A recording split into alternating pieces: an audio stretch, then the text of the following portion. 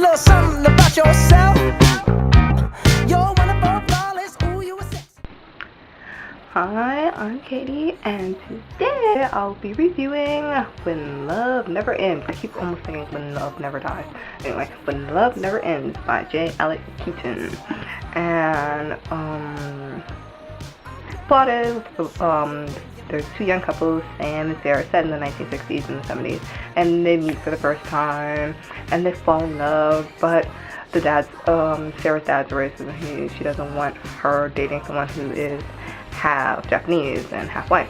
So he does some nefarious evil stuff and he breaks them apart. But eventually, years later, they meet up again, and they have, they have a great time, but then something else even more horrible happens to break them apart. So Sam, who's a hotshot lawyer by then, he has a friend who has an interest in time travel, and so he kind of convinced him to let him go back into the past to change it to make it a better future. So, my thoughts on the book. I actually liked the book. Okay, well, let me be honest. I didn't really like the first chapter. First chapter I kind of like skim read it because it felt just kind of I didn't feel it was necessary. Okay, this book was evil, but I didn't really feel it.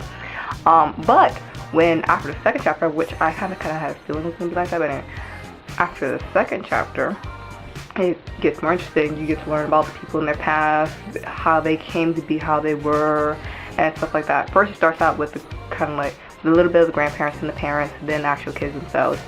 And then you're reading it, and you're like, oh, no, they're really, the main characters, they're really so good and sweet and love and all that.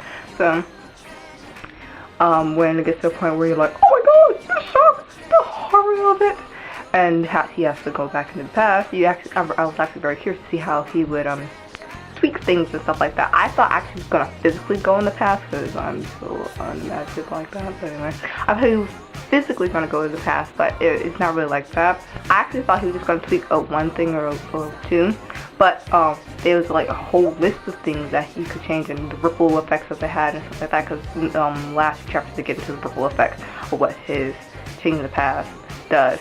And then because I'm a cynical millennial, I was expecting something happen, like it blows up in his face or something like that. So you're kind of like, no, don't blow up in your face, don't blow up in your face, follow the rules and stuff like that. But I'd be evil. Something happens that it blows up in their face. I'm an evil person.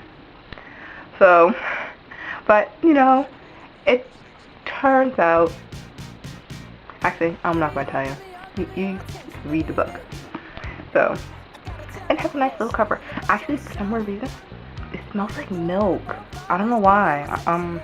But whatever. Anyway, so I liked it. I would recommend that you read it. You want a nice little tough story to go.